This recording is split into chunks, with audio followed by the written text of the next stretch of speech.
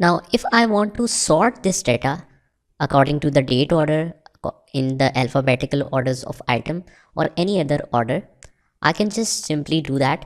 Just select the data first and click on Home tab and go in Sort options.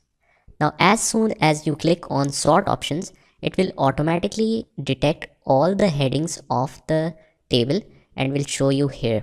So that means we don't need to go under options and select what the field separators are, because obviously field separators are these borders.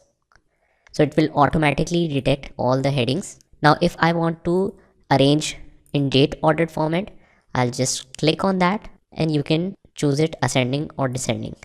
Let's see descending.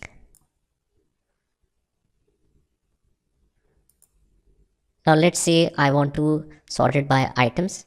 Select items and type is text and arrange in ascending order.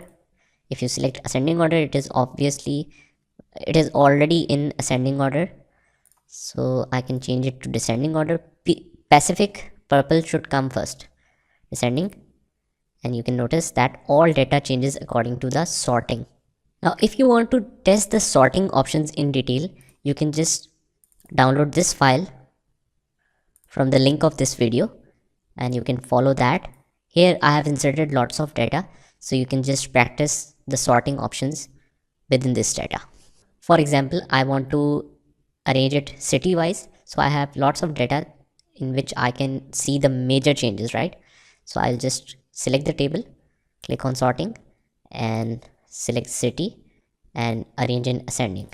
So you can notice that it is arranged A to Z. So similarly, you can practice different things in this data.